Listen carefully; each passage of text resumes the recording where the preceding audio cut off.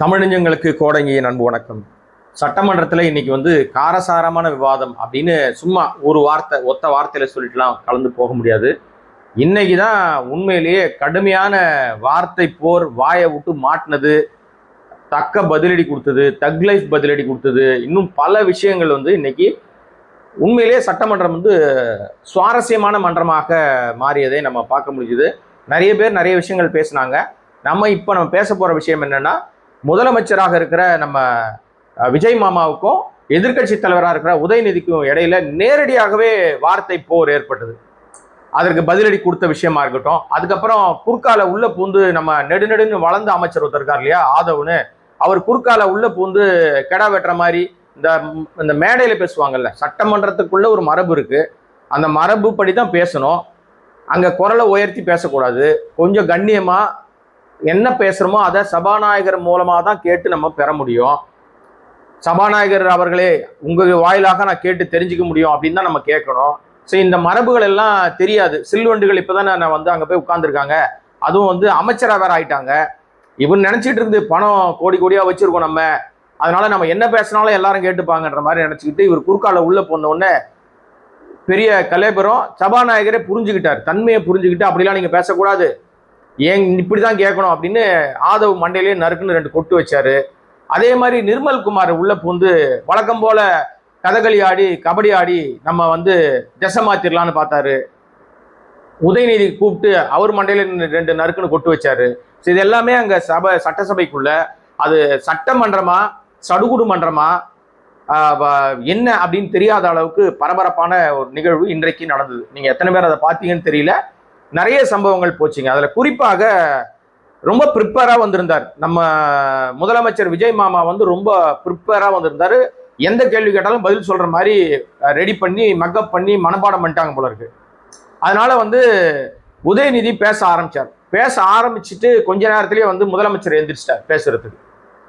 முதலமைச்சர் எந்திரிக்கல, பொதுப்பணித்துறை அமைச்சர் அப்படின்னு சொன்னாங்க. வழக்கம் போல ஆதவ் எந்திரிக்கும் போதே முதலமைச்சர் எந்திரிச்சார். எந்திரிச்ச உடனே பொதுப்பணித்துறை அமைச்சர் உட்கார்ந்துட்டார். ஏன்னா முதலமைச்சர் பேச எந்திரிச்சா யாரும் எந்திரிக்க முடியாது, அது அவையினுடைய மரபு. அந்த அடிப்படையில் அவர் எந்திரிச்ச உடனே ஏதோ பெருசா பேச போறாரு அப்படின்னு சொல்லி பார்த்தாங்க. அதே மாதிரி அவர் ஆரம்பிச்சார்.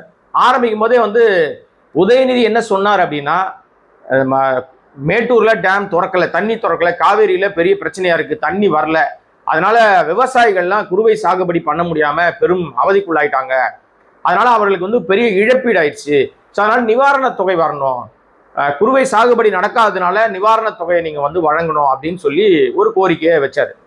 ஆக்சுவலா இந்த கோரிக்கைக்கு சரி அரசு அது விசாரித்து அது உரிய இழப்பீடு வழங்கும் அல்லது அது என்னன்றதை பார்க்கும் கவனிக்கும்னு சொல்லியிருந்தா கூட தொல்லை ஓஞ்சி போயிருக்கும்.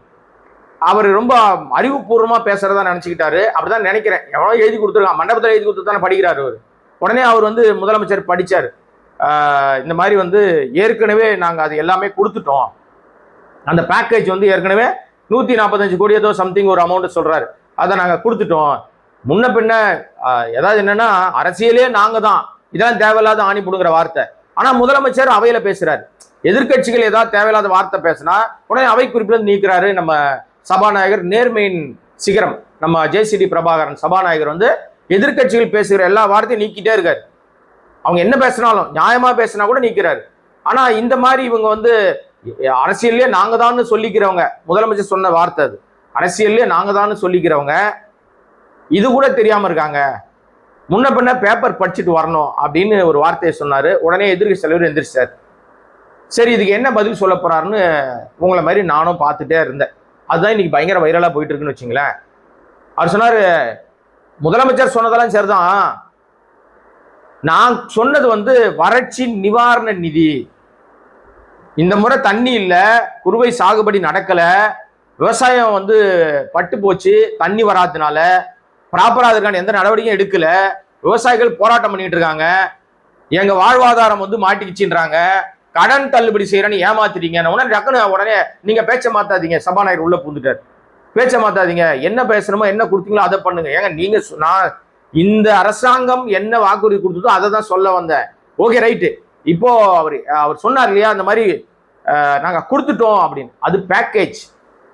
ஆண்டுதோறும் விவசாயிகளுக்கு வழங்கப்படுகிற தொகை அது பேக்கேஜ், அது பிரச்சனை இல்லை.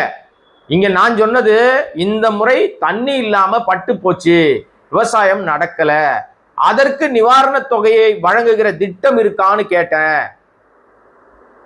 இது பேப்பர் படிச்சா தெரிஞ்சுக்க முடியாது, அப்படியே அடிச்சாரு ஒரே அடி. ஏன்னா பேப்பர் படிச்சுட்டு வரணும்னு உதயநிதியை பார்த்து முதலமைச்சர் சொன்ன உடனே ஆளுங்கட்சி எல்லாம் மேஜை தட்டி, அப்போ என் முதலமைச்சர் எப்படி பயங்கரமா பதில் கொடுத்துட்டாரு அப்படின்னு ஒரு பார்த்தா மொக்க வாங்கிட்டார். அடுத்த நிமிஷமே உதயநிதி எந்திரிச்சு பேசும்போது, இதெல்லாம் பேப்பர் படிச்சா தெரிஞ்சுக்க முடியாது, அனைத்து கட்சி கூட்டத்தை கூப்பிடணும், அப்புறம் விவசாயிகள் சங்க தலைவரெல்லாம் கூப்பிட்டு பேசணும், அதெல்லாம் தெரிஞ்சாதான் அவங்களுக்கு என்ன பாதிப்பு, என்ன பிரச்சனை, எப்படி பண்ணலாம், எப்படி டேக்கிள் பண்ணலாம்லாம் புரிஞ்சுக்க முடியும். அனைத்து கட்சி கூட்டத்தை நடத்துவீங்களா மாட்டீங்களான்னு கேட்டார். நல்ல கேள்வி. ஆனா எந்த அமைச்சரும், நம்ம முதலமைச்சராக இருக்கிற விஜய் மாமா கூட அதுக்கு பதில் சொல்லவே இல்லை. கடைசி வரையும் அதற்கு பதிலே இல்லை. அப்ப உதயநிதி சொல்றாரு, அனைத்து கட்சி கூட்டத்தை கர்நாடக அரசு பலமுறை அனைத்து கட்சி கூப்பிட்டு, எதிர்கட்சி எல்லாம் முன்னாள் முதல்வர் எல்லாம் உட்கார வச்சுக்கிட்டு அவங்க ஆலோசனை கேட்டு மீட்டிங்கை போட்டு அவங்க முன்பு இருந்ததை விட மேகதாதுல அணை கட்டுறதுக்கு படு தீவிரமாக வேகமாக வேலை செய்யறாங்க. ஆனா இங்க நீங்க அனைத்து கட்சி கூட்டுங்கன்னு சொல்லி பலமுறை நாங்க கோரிக்கை விடுத்தோம். எதுக்குமே தயங்கமா பயமா உங்களுக்கு அனைத்து கட்சி கூட்டத்தை கூட்டுவதற்கு பயப்படுதா இந்த அரசாங்கம்னு கேட்டார். பயமா அப்படின்ற வார்த்தையை பிரயோகம் பண்ணாரு. ஆனால் அதுக்கு கூட செவி சாய்க்காத நம்ம விஜய் மாமா அரசாங்கம் அதுக்கு பதிலே சொல்லல. டக்குன்னு மடம் மாத்துறாரு. உடனே நம்ம ஆதவ் கொஞ்சம் வளர்ந்துருக்காருல்ல, மூக்கு கொஞ்சம் புடப்பா தானே இருக்கும், உடனே அவர் எந்திரிச்சு நம்ம முதலமைச்சர் 8ஆம் தேதி ஒரு முக்கியமான தமிழ்நாட்டினுடைய ஜீவாதாரண பிரச்சனை குறித்து பேசுவதற்காக, அது என்ன பிரச்சனை, டீலிமிட்டேஷன் பத்தி பேசுவதற்காக ஒரு மீட்டிங் போட்டிருக்காரு. அதற்கு திமுக எம்பிக்கள் கலந்துக்குவாங்களா இல்லையான்னு சொல்ல முடியுமா, நான் சவால் விடுறேன்ற ரேஞ்சில் பேசினார். ஆக்சுவலா சபையில் அப்படி பேசக்கூடாது. சபையில சபாநாயகர் மூலமா தான் எதையுமே கேட்டு வாங்கணும். முதலமைச்சரே இருந்தாலும் சபாநாயகர் அவர்களே உங்கள் வாயிலாக கேட்டு தெரிஞ்சுக்க விரும்புறேன், தங்கள் வாயிலாக கேட்டு தெரிஞ்சுக்க விரும்புறேன்னு தான் சொல்லணும். அதுதான் சபையினுடைய மரபு, அதுதான் மாண்பு. மரபு இது மரபும் தெரியாது, ஒரு மண்ணாங்கட்டியும் தெரியாத எம்எல்ஏவே யாருன்னு தெரியாம தானங்க ஜெயிச்சு வந்திருக்காங்க. அப்புறம் இதெல்லாம் எங்க தெரிஞ்சுப்பாங்க? அட்லீஸ்ட் கேட்டா தெரிஞ்சுக்கணும், இல்ல முந்தைய அரசினுடைய நிகழ்வுகளை பார்த்தா தெரிஞ்சுக்கணும். ஒரு கன்றாவியும் கிடையாது. எதுக்கு எடுத்தாலும் வீரா வேஷம் பேச சவால் வருது, சவடால் வருது. எனக்கு தெரிஞ்சு இந்த ஆதவ் மாதிரி அமைச்சர்கள் இருக்கிற வரையும் விஜய், சத்தியமா சொல்றேன், எழுதி வச்சுங்க மக்களே, விஜய் நாசமா போறதுக்கு வேற யாரும் தேவையில்லை. இந்த ஆதவ் ஒரு ஆள் போதும். கூட ஜால்ரா அடிக்கிறதுக்கு நிர்மல்குமார் ஒரு அமைச்சர், இந்த 2 பேர் இருந்தாலே போதும். தாவேக்காவை அவங்களே தூக்கி உட்கார மனையில உட்கார வச்சு அவங்களே அடிச்சு நவுத்தி உள்ள போட்டு மண்ணை போட்டு மூடிடுவாங்க, புதைச்சிருவாங்க. வேற யாரும் தேவையே இல்லை. ஏன்னா நம்ம விஜய் மாமா பேச மாட்டார். எதை இன்னைக்கு அதிசயமா பேசிட்டாரு, மொக்க வாங்கியிருக்காரு. பேசுறதையும் பேசி அவரே மொக்க வாங்கியிருக்காரு. ஆனா எனக்கு ஒரு ஆச்சரியம் என்னன்னா, இட்டுன்னு போற அமைச்சர் ஒருத்தர் இருக்காரு. அந்த இட்டுன்னு போற அமைச்சர் எனக்கு தக் லைஃப் பதிலாம் சொல்லியிருக்காருங்க. அது ரொம்ப உண்மையிலேயே அவரை நான் அவர் பேசுறதை நான் ரொம்ப ரசிச்சு பார்த்தேன். டெஃபினட்டா உண்மையிலேயே. ஏன்னா எனக்கு ஆதவெல்லாம் பேசினா எரிச்சலா இருக்கும். ஏன்னா வெறி கொண்டு மற்றவங்களை வெறியேற்றுற மாதிரியே பேசுவார். உண்மையிலேயே ஒரு அக்கறையோடு பேசுற மாதிரிலாம் இருக்காது. ஏன்னா பேச தெரியாது, ஏதோ இவருக்கு எந்த தொழிலுமே இல்லையா. இன்னொரு அடி வாங்கியிருக்காரு ஆதவ். இப்ப சொன்ன உடனே சபாநாயகருக்கு உள்ள கிராஸ் பண்ணி ஆதவுக்கே கிளாஸ் எடுத்தார். அந்த மாதிரிலாம் பேசக்கூடாது, நீங்க எதுவா இருந்தாலும் எங்கள் மூலமாக அறிய விரும்புகிறேன், நீங்க நான் அப்படி கேட்டு தெரிஞ்சுக்க விரும்புறேன்னு தான் சொல்லணும், நீங்க அப்படி சவால்லாம் விடுற மாதிரிலாம் பேசக்கூடாதுன்ற மாதிரி ஆதவுக்கு மண்டையிலேயே நறுக்குன்னு கொட்டு வச்சாரு. இவர் வச்சது பத்தாதுன்னு உதயநிதி ஸ்டாலின் வேற எந்திரிச்சு அவர் சொன்னார், இந்த டீலிமிட்டேஷனை பத்திலாம் பேசுறதுக்கு யாருக்கும் தகுதியே கிடையாது, எந்த கட்சிக்கும் தகுதி கிடையாது. நாங்க ஏற்கனவே அந்த மாதிரி ஒரு பிரச்சனை வருதுன்னு போது நாடு முழுக்க இந்தியாவிலேயே முதல் மாநிலமாக குரல் கொடுத்தது மட்டுமில்ல, அண்டை மாநிலங்களா இருக்கிற 5 மாநில முதல்வரை சென்னைக்கு வரவழைச்சு மீட்டிங் போட்டு மிகப்பெரிய ஆர்ப்பாட்டத்தை நடத்தி அதன் நகலை எரித்து பெரிய பரபரப்பை ஏற்படுத்தி அந்த தீர்மானத்தையே தோற்கடிக்க செய்த மிகப்பெரிய சாதனை திமுக இருக்கு. இதெல்லாம் தெரிஞ்சுக்கிட்டு வரணும். எங்களுக்கு தெரியும் அந்த முடிவெடுக்கிற விஷயம் நான் முடிவெடுக்க முடியாது, அதற்கு கட்சி தலைவர் இருக்காரு, அவர் தான் முடிவெடுப்பாரு அப்படின்னு போற போக்குல ஆதவுக்கு அவரும் சேர்த்து 2 கொட்டு வச்சிருக்காரு. ஏன் வச்சிருக்காரு அப்படின்னு சொன்னா ஒரே ஒரு விஷயம் தான், சிம்பிள். ஆக்சுவலா இந்த டீலிமிட்டேஷனை ஏன் உள்ள கொண்டாந்து சொருகுறாங்கன்னா, இப்ப மேகதாது அணை பிரச்சனையில அனைத்து கட்சி கூட்டத்தை கூட்டுன்னு எல்லா கட்சியும் பேச ஆரம்பிச்சிருச்சு. இன்னைக்கு சௌமியா அன்புமணி அவங்களும் வச்சு பொழந்துட்டாங்க. விஜய் வந்து என்ன பண்ணாருன்னா இன்னைக்கு இன்னும் மொக்க வாங்கியிருக்காரு. விஜய் என்ன எதுல மொக்க வாங்கினாருன்னா, அவர் வந்து அப்படியே ரொம்ப சாஃப்டா பம்மி பதுங்கி அப்படியே ரொம்ப பவ்யமா சினிமா டயலாக் பேசுவாங்க தெரியுமா, சாஃப்டா எல்லா தப்பும் நானே ஏத்துக்கிறேங்க, எஜமா என்ன எனக்கு தண்டனை கொடுத்தாலும் ஏத்துக்கிறேன், இந்த மக்களுக்காக எல்லா அடியும் நானே வாங்கிக்கிறேன், எல்லா வழிகளையும் நானே தாங்கிக்கிறேன்னு நாடகம் ஆடினார் இல்லையா. அதே நாடகத்தை டிராமா இங்க போட பார்த்தார் நம்ம முதலமைச்சர் விஜய் மாமா தான். அவர் என்ன சொன்னார்னா, நான் அந்த கர்நாடகா விசிட் இதை கேட்டதும் எதிர்கட்சி தலைவர் உதயநிதி ஸ்டாலின் தான். அவர் என்ன கேட்டாருன்னா, ஏற்கனவே நிறைய விஷயங்கள் வருது, இந்த மாதிரி வந்து எதிர்கட்சி நம்ம முதலமைச்சர் வந்து கர்நாடகாவுக்கு போக போறதாகவும், ஆனா அங்க கர்நாடக முதலமைச்சர் வரவேணான்னு சொல்லிட்டதாகவும், இப்படியெல்லாம் நிறைய விஷயங்கள் வந்து போவதற்கான திட்டம் இருந்ததா, இது எப்படி வந்து ஒரு தகவல் வெளியே கசிஞ்சுது அப்படின்ற விஷயத்த கேட்டார். ஆதவ் ஏன் கொட்டு வாங்கினார்னா, அதுல ஒரு விஷயம், முக்கியமான விஷயத்த சொல்லாம நான் இந்த விஷயத்துக்கு மாறி வந்ததுனால அதை நான் கிராஸ் பண்ணி சொல்லிட்டு வரேன். ஆதவ் சொன்னாரு, எனக்கு டெல்லியில இருந்து ஒரு தகவல் வந்துச்சுன்னாரு. இது தகவல் வெட்டு கழகம் தானே, தகவல் வெத்து கழகம். இப்ப வெட்டி ஒற்ற கழகமா மாறி போச்சு. தமிழக வெற்றி கழகம் இல்ல, அது ஒரு பஸ்ல தக்காளி வெற்றி கழகமா மாறி போச்சு. இப்ப தகவல் டெல்லியில இருந்து வந்துச்சான். யாருக்கு வந்துச்சு? ஆதவ் வந்துச்சான்.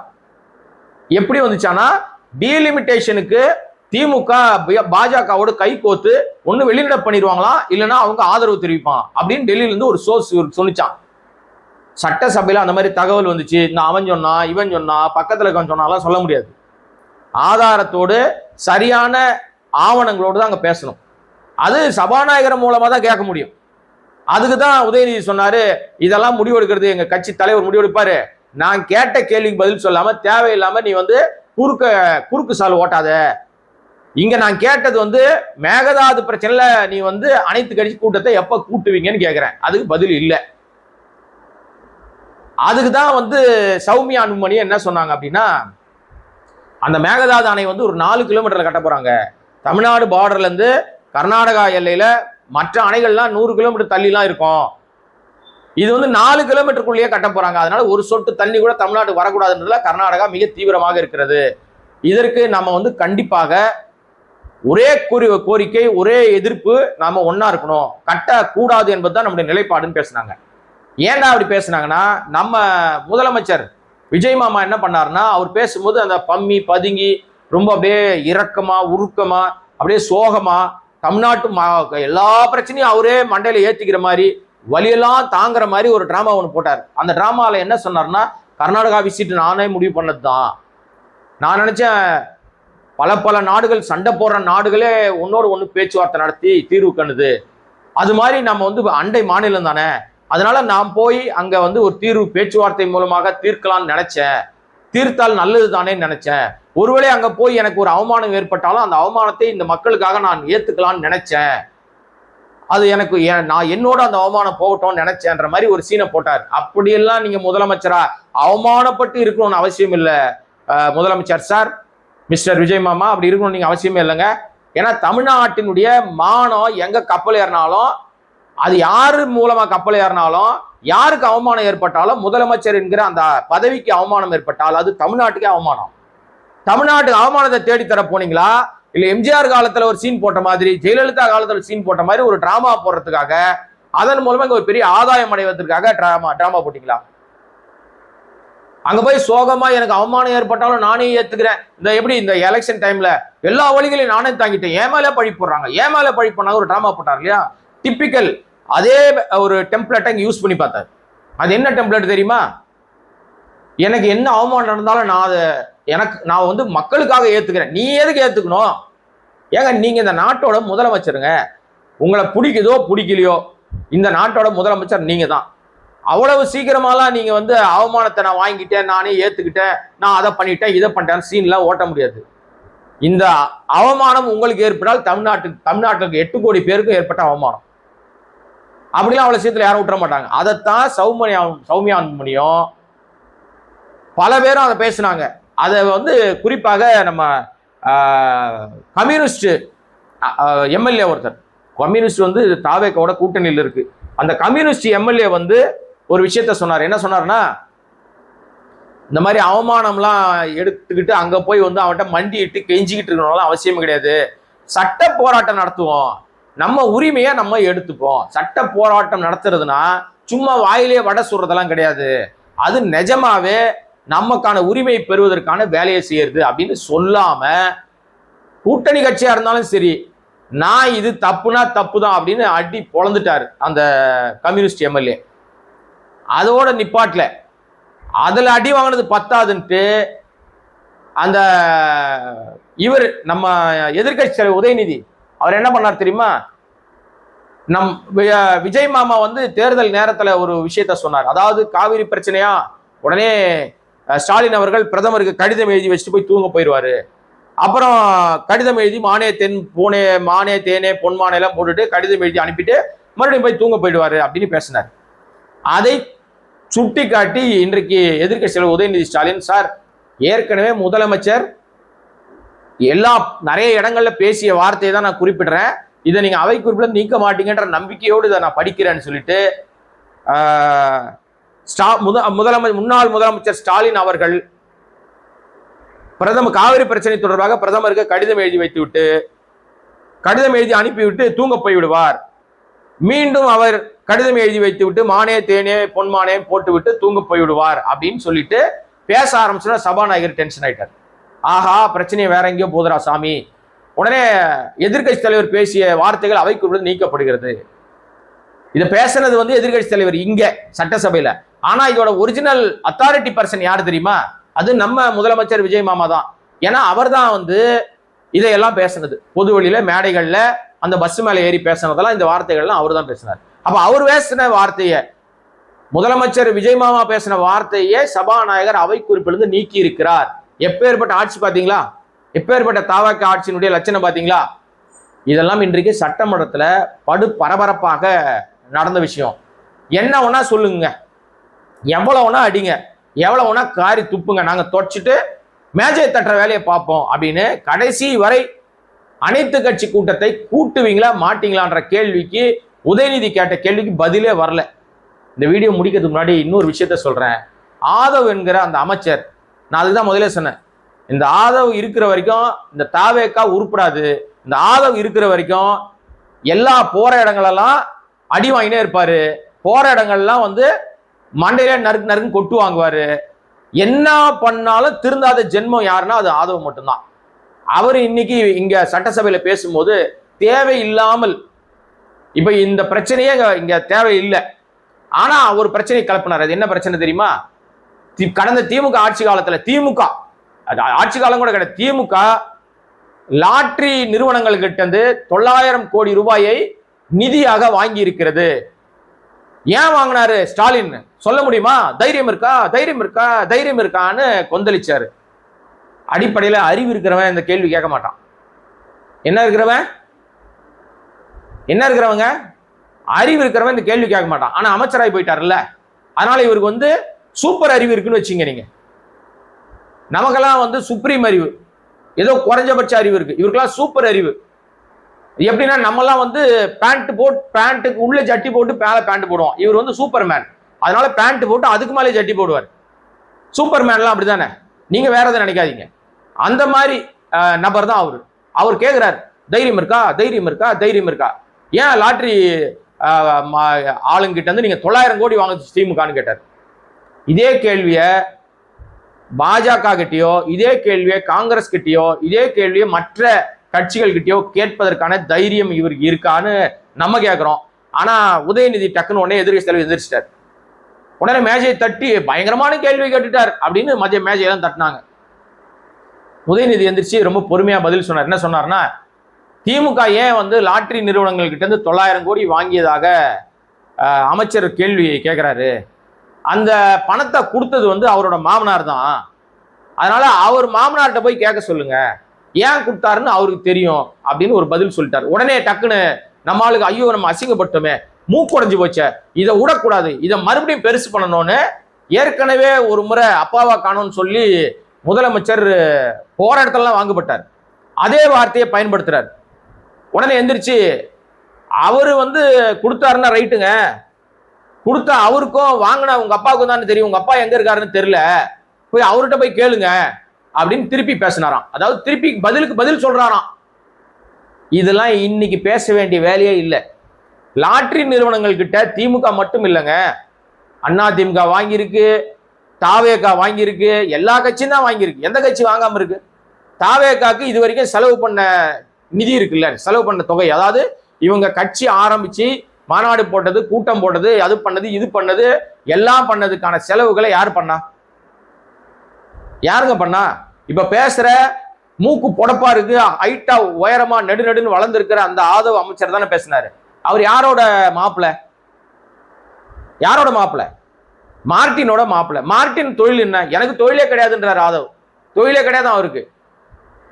எந்த வேலையும் செய்யாம மாமனார் சாப்பாட்டுல தான் சாப்பிடுறன்றது இன்னைக்கு சட்டசபையில ஒத்துக்கிட்டார்.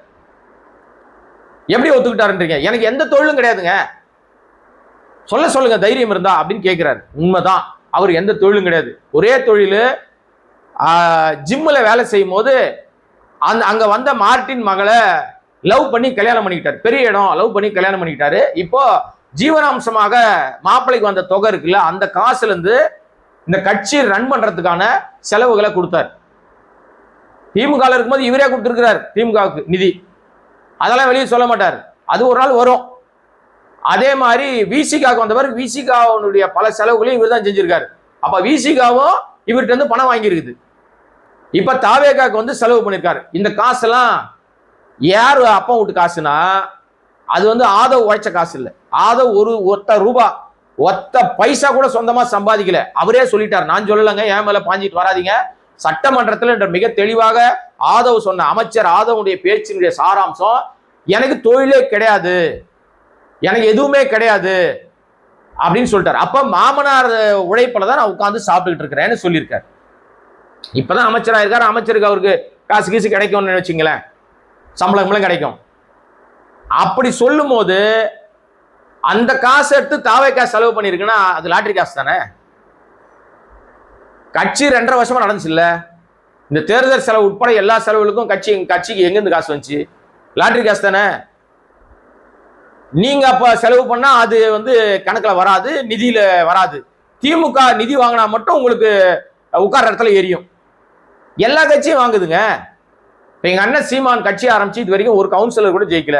ஆனா எங்க அண்ணன் சீமான் செல்வ செழிப்பா தானே இருக்காரு. அவர் கட்சி நடத்துறாருல, 234 தொகுதிக்கும் வேட்பாளர் போடுறாருல, எங்க போனாலும் மீட்டிங் போடுறாருல, என்னென்னமோ பண்றாரு, திரள்நிதி உட்பட எதோ பண்றாரு. ஆனா ஒரே அடி அடிச்சுட்டே இருக்காரு. எல்லா கட்சியும் வாங்கும். பிஜேபி ஆட்சிக்கு வருவதற்கு முன்பு 2014 ஆட்சிக்கு வர்றதுக்கு முன்னாடி சில 100 கோடிகள் தான் அந்த கட்சி நிதியாக இருந்தது. காங்கிரஸ் கிட்டையும் சில 100 கோடிகள் தான் இருந்துச்சு கட்சி நிதியாக. ஆட்சிக்கு வந்த 5 வருடத்திலேயே 2ஆம் ஆண்டு 2வது முறையா வெற்றி பெற்ற பிறகு இந்த ஒரு பத்திரத்தை விட்டாங்க பாருங்க. அந்த பத்திரத்தை விட்ட பிறகு கட்சி நிதியாக 3800 கோடியோ 4000 கோடி ரூபாயோ கட்சி நிதியாக போய் சேர்ந்திருக்கு. சில 100 கோடிகள் வச்சிருந்த பிஜேபி கட்சி நிதி பல 1000 கோடியாக எப்படி மாறுச்சு? எல்லாம் இந்த மாதிரி மார்டின் லாட்டரி நிறுவனம் மாதிரி ஏகப்பட்ட நிறுவனங்கள் கொடுக்குற நிதி தான். வேதாந்தா நிறுவனம் கொடுக்கலையா நிதி? ஏகப்பட்ட நிறுவனம் கொடுத்துருக்கு. இதெல்லாம் ஒரு குற்றச்சாட்டு, இது ஒரு லஞ்சம், இது ஒரு பெரிய ஊழல்னு பேசினார்னா இதை விட அறிவில்லாதவர்கள் வேற யாரும் கிடையாது. ஆதாரப்பூர்வமா திமுக செய்த ஊழல்னு சொல்லணும். இதுக்கு பேர் இல்ல, இதுக்கு பேர் கட்சி நிதி. அடிப்படையில் அறிவு இருக்கிறோம், பேச மாட்டோம். அதனாலதான் இவர்களை பெரும்பாலானோர் தற்குறின்னு சொல்றாங்க. இன்னும் பல விஷயங்கள்ல பேசின இன்ட்ரெஸ்டிங் விஷயங்கள்லாம் இருக்கு. அதெல்லாம் அடுத்தடுத்த வீடியோக்களை நம்ம பார்க்கலாம். நம்முடைய வீடியோ சப்ஸ்கிரைப் பண்ணாம பார்த்துருக்க மக்களை சப்ஸ்கிரைப் பண்ணுங்க, சப்போர்ட் பண்ணுங்க. நன்றி, வணக்கம்.